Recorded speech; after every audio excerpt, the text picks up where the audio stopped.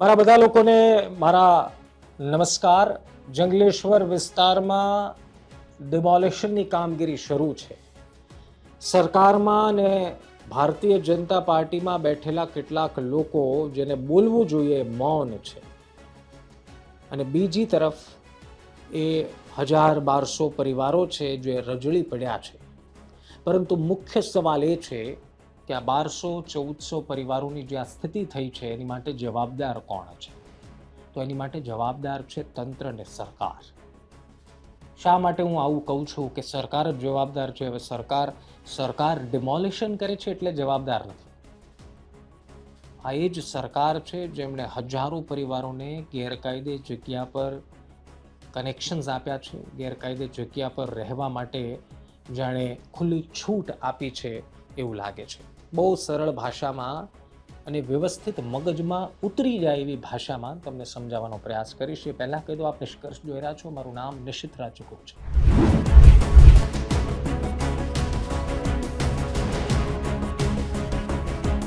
સૌથી પહેલા મિત્રો એ સમજો કે ગેરકાયદે દબાણો કરે છે કોણ, અને ગેરકાયદે દબાણ જંગલેશ્વરમાં વર્ષો પહેલા થયું તો એમને પરવાનગી કોણે આપી? શું સરકાર ત્યારે કોઈ એક્શન નહોતી લઈ શકતી? ઘણા એવું કહેશે કે 50 વર્ષ પહેલાની નિશિતભાઈ વાત છે, અને ત્યારે તો 40-50 વર્ષ પહેલાની વાત છે, ત્યારે તો ખબર પણ નથી ને આમ ને તેમને. અચ્છા, માનીએ છેલ્લા 20 વર્ષથી હશે કદાચ. તો ત્યારે સરકાર શું કરતી હતી? ત્યારે સરકાર શું કરતી હતી? જ્યારે જંગલેશ્વર વિસ્તારમાં લાઇટના કનેક્શન પહોંચી ગયા ત્યારે સરકાર અને તંત્ર શું કરતું હતું? જ્યારે ત્યાં લોકો ઘર એકબીજા પાસેથી ખરીદી રહ્યા હતા, જેના દસ્તાવેજ પણ નહીં હોય, કાચા કાગળ પર કદાચ સ્ટેમ્પ પર ખરીદી લીધા, રામ જાણે, તો ત્યારે સરકારના ધ્યાને ન ગયું? ત્યાં મિલકતની લેવેચ થતી હતી, એ સરકારના ધ્યાને કેમ ન ગયું? ત્યાં લોકોના જન્મ થયા, આધાર કાર્ડ પેન કાર્ડમાં જંગલેશ્વર વિસ્તારના કેટલાક એડ્રેસ છે, ત્યારે સરકારનું ધ્યાન કેમ ન ગયું? અને હવે આપ નોટિસો પર નોટિસો મોકલીને, લાંબી એક કાયદાકીય લડત લડીને 1200 લોકોના ઘરને વેરાન ખેદાન મેદાન કરી દીધા, સપાટ જમીન બનાવી દીધી. તો શું મનમાં એક વખત પણ એવો વિચાર ના આવ્યો કે આ 1200 પરિવારોનું થશે શું? આ તો એવી વાત થઈ કે તમે જ એમને વસાવ્યા અને તમે જ એને ઉજાડી દીધા.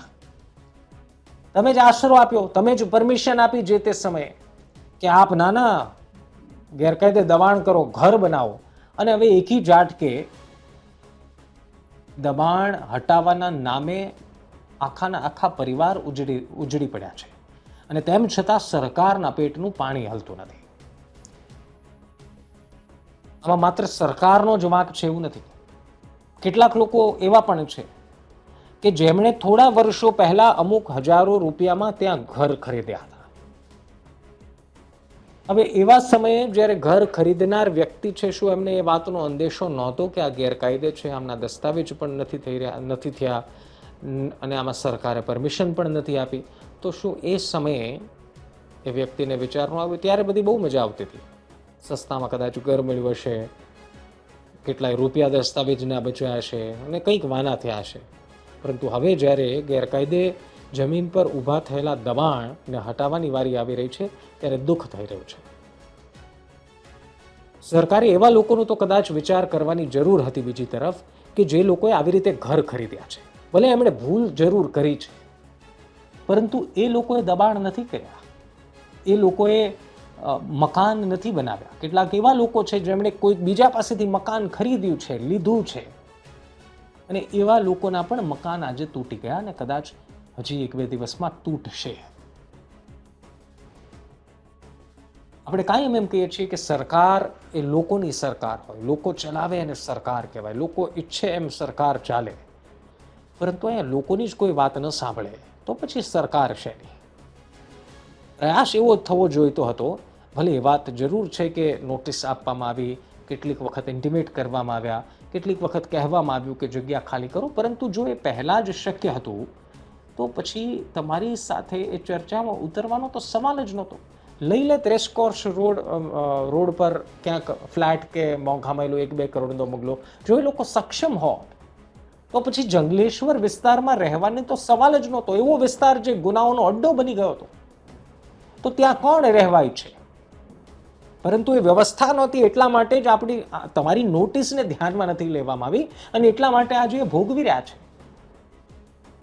કદાચ બેઠક કરીને કોઈ વચ્ચેનો ઉકેલ કાઢવામાં આવ્યો હોત તો પણ સારું હતું.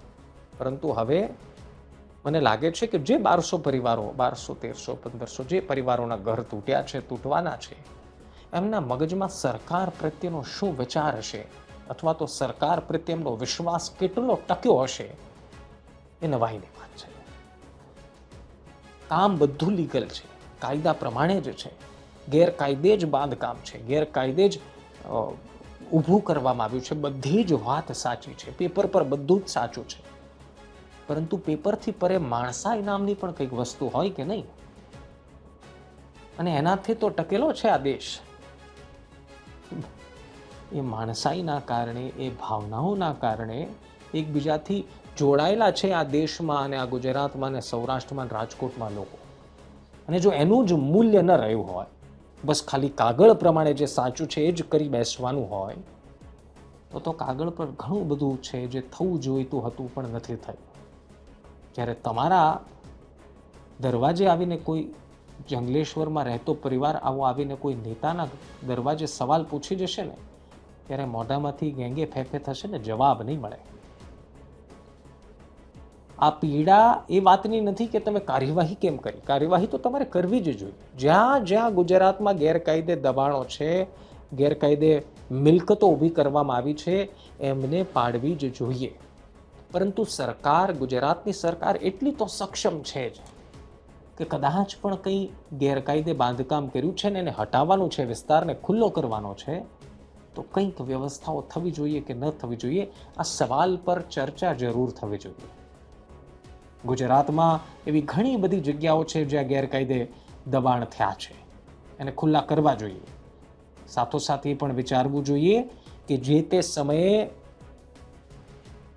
ઇલેક્ટ્રિક બોર્ડ દ્વારા આપવામાં આવેલા લાઇટ કનેક્શન્સ, એટલે કે ઇલેક્ટ્રિસિટી કનેક્શન્સ, પાણીના કનેક્શન્સ, આ બધું જે તંત્રે પ્રોવાઈડ કર્યું છે ને, એને ગોતીને પણ દંડ કરો. કે જે કાયદાકીય છે જ નહીં જગ્યા, જે જગ્યા, જે મિલકત જ ગેરકાયદે છે, ત્યાં લાઇટના કનેક્શન પહોંચ્યા કેવી રીતે? જ્યાં પણ પહોંચ્યા હોય ત્યાં. તો હું તો એવું કહું છું કે એ સમયના એ અધિકારીને પણ બોલાવો, એમને પણ દંડ કરો ને, એ જે ઘરમાં રહે છે એને પણ ટાંચમાં લો ને. કહેવાનો મતલબ નિયમ તો બધા માટે સરખા હોવા જોઈએ. આ લોકોએ દબાણ કર્યું છે તો દબાણમાં મદદ કરનાર લોકોને પણ ભેરવો, એમને પણ સામે લાવો, એમનો પણ વરઘોડો કાઢો, એમને પણ એકવાર રોડ પર ડિવાઈડર પર બેસીને આંસુડા સારતા લોકો જોવે તો ખબર તો પડે. બીજી વખત એમના જ સાથી મિત્રો કોઈ ગેરકાયદે જગ્યા પર પરમિશન્સ નહીં આપે. પરંતુ એવું નહીં, ભોગ તો માત્ર ભોળા લોકો જ બને.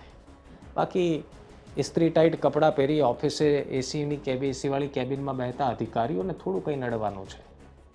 ખેર, આશા રાખીએ કે સરકાર ફરી કોઈ આના પર વિચાર વિમર્શ કરે, માણસાઈ ધ્યાનમાં રાખે, માત્ર કાગળ નહીં. નમસ્કાર.